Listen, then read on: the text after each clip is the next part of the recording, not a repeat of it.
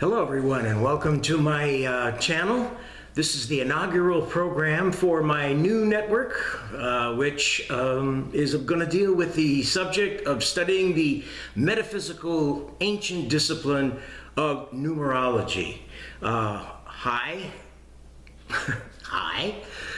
I am two things. I am frank and I am optimistic for you.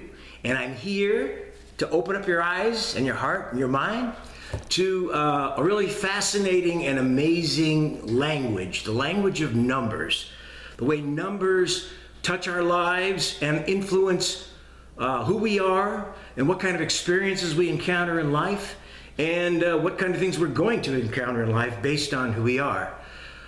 Just this first episode is just a basic primer to talk a little bit about what the nature of the basic numbers are and how they affect you in your life and how they appear not only in your name but in your birthday. The whole premise of numerology is that it's based on the belief that we have many lives, that we reincarnate, that the soul is eternal. And numbers are vibrations of differentiation between different levels of existence and elements that compose existence. So by understanding numbers and their vibrational effects on us, we can understand how they dictate, influence, interconnect with other souls and other beings that we encounter through our own natural vibrations, as indicated through the names we are born with at birth and through the numbers we encounter on our birth path, which is locked into the days that we are born, the months we are born in, and the year we are born in. So, this first episode, like I said, is just a basic primer. There's so many different layers of things when you're setting up your own chart to kind of figure out who you are, what your strengths are experientially and numerologically, and what your destiny and different timeline numbers that are hidden in the code of your birthday start revealing about yourself. So, to just start jumping in somewhere, we'll start at the beginning with the numbers themselves, okay?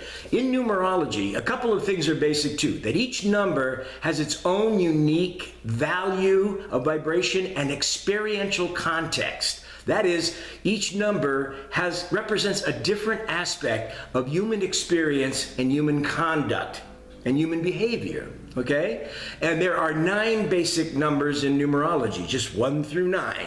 And then the cycles start over and start repeating themselves. So, for example, in numerology, you also reduce double-digit numbers to single-digit numbers in order to understand their vibrational essence. So, if you have the number 12, you add 1 and 2 together, reduce to a single digit, and you get the number 3.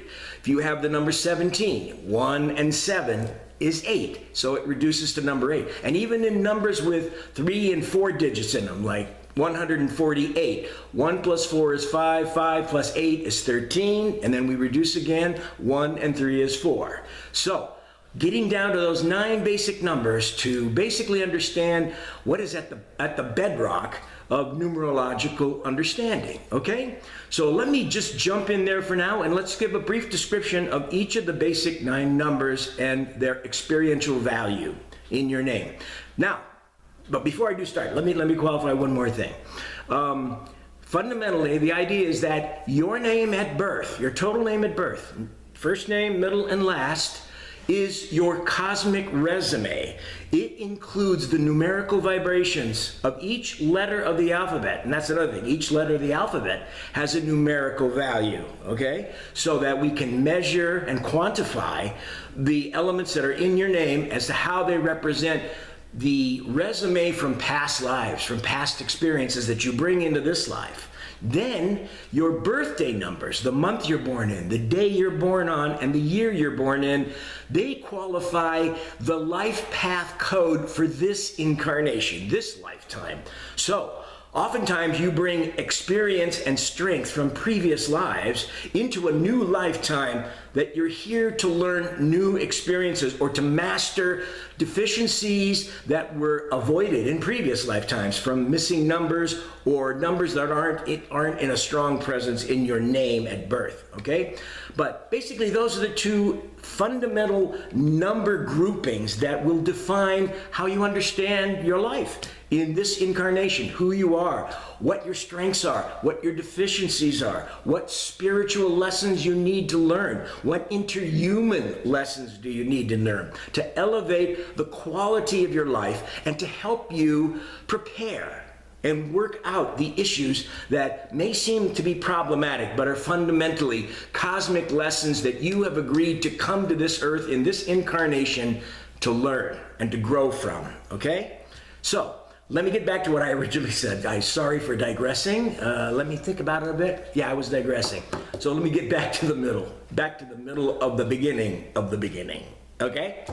Now let's start with the numbers. Now each number obviously has a positive quality and a negative quality, and these will become obvious as we go through the list of the numbers, and they'll make a lot of sense to you. And in fact, you're going to be surprised at how a lot of common sense these numerical explanations really are, because they're fundamental. They're obvious in nature, in the real world, in the way we construct existence as we know it through the symbolic language of number, even though number represents an actuality. Okay?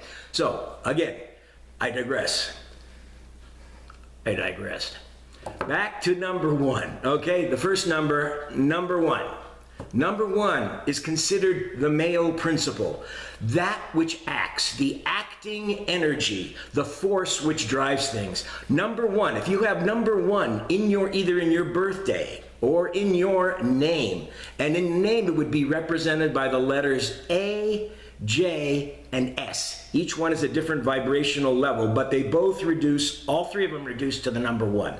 So, if you have a lot of number ones in your name, that indicates that you have a strong sense of self, that you have a very strong masculine, not necessarily male in a biological sense, but masculine energy. In other words, aggressive, progressive, active, strong, generative in its effects, okay? So that means you're independent. It means you have a strong sense of self. It means you know how to take care of yourself. You know how to be independent. You have leadership qualities and a bunch of other stuff. Now, if the number is expressing negatively, it manifests as arrogance, as bullying, as brutality, as insensitivity, okay? Because it's all about ego, self. When you think of number one, you're saying, you know the song, looking out for number one, that's you. So, number one is the male principle, the number of self, strength, and generation of action, okay? Number two, obviously, would be its corollary, the feminine principle, all right? That which is acted upon, the recipient of action. Number one acts, number two is the object upon which that action is acted upon, okay? So, you come with these traditional notions of femininity, which is being cooperative, sensitive, partnering, deferring to the stronger energy to accommodate the combination of the two energies. So, if you have a lot of twos in your name, represented by the letter B, K, and T, you have strong feminine influences in your name. You tend to be much more sensitive. You tend to be more emotional. You tend to be more artistic. You tend to be more cooperative and team-oriented rather than individual-oriented. You're happier doing things in a group rather than striking out on your own. Although it doesn't mean you're completely without ego or sense of self. It's just that your greatest fulfillment comes in cooperative and partnering environments, okay? So the number two, feminine principle, reactive to energy, acted upon, completing the action started by the number one, okay? If it's negative in your name or in your personality, it represents weakness, oversensitivity, over-emotionality, panicking, fear for no reason at all, the fear of being alone, and lack of security within your own self, within your own body, okay? So, see how these numbers either act positively or negatively in your own name as you encounter it, as you're writing your own charts out to determine your own number values, okay? Number three. Number three is the completion of the triangle between 1 and 2 at the top. you generate 3. So 3 is the full expression of 1 and 2 together, which is action acted upon and the production of that action. So when you have the number 3 is also known as the letters, C, U, and L. And I didn't have those in order, but I digress. Anyway, number 3 is really the number of expression. It's the number where the two actions of action and reception create full expression. So people with CL and U in their names, or the number 3 on the birth path, tend to be very outgoing, expressive, creative. It's the number of social flair. It's the number of language, of expression of self, of communication, of creativity. It's the number of the performer on the stage. So if you have a lot of those, you tend to be a much more flamboyant individual, someone able to express themselves very easily. You are charming, attractive to other people. You draw crowds to yourself. You enjoy the limelight, being the center of attention. Now, if you're expressing negatively the number 3, you tend to be somewhat vacuous, scattered, maybe too many irons and too many fires. You're versatile but unfocused, okay? You can become a chatterbox. You can be meddlesome and irksome, seeking attention, okay? So those are the negative aspects of the number 3, all right? So we've got 3, we're 1/3 of the way through our understanding of the numbers, all right? Now, we take the turn to the number 4. Number 4 is the number of work. It is the number of matter. It's the number of the earth. It's the number of the seasons. It's foundational, elemental, physical. It tends to be very rigid in its expression because it is more foundational and elemental than some of the other numbers of the total 9. So it's kind of common. You think of things that are pragmatic and down to earth in a very fundamental material and inanimate sense. You have that there's 4 walls to a house, right? A house can't exist without 4 walls or 4 sides of a foundation. You have the 4 seasons, okay? Number 4 is matter, the power of matter, of incarnate life without consciousness, okay? And that doesn't mean that if you have a lot of 4s in your name, which is represented by the letters D, M, and V, that you're some sort of block of concrete and you don't understand what the hell's going on in the world. No, it just means that you manifest much more easily than most people the understanding of the fundamental elements at work in physical existence, okay? So you're in physical existence in this earthly plane, okay? So people with number 4s are builders. They're hard workers. They're disciplined. They're practical. They're not people who take flights of fancy lightly. Everything that people with number 4s in their name do are directed toward practical results. They're results driven. They're action and physical activity driven. So people with number 4 are probably have strong, healthy bodies, work really hard, are really great at getting physical tasks accomplished. They connect very easily with the way things work in physical reality, like the way to build things or to correct material objects, to construct and other things like that, okay? It's a very powerful foundational number. Now, manifesting in the negative, 4 can be very dense, very intolerant of subtler energies that are more interested in higher vibrational experience and thought. They tend to be very close-minded, regimented, intolerant, dismissive of other people because they like to fall back to the tried and true. They're not trailblazers in most examples of number 4 unless they manifest higher as a master number 22, which I can mention those at the end.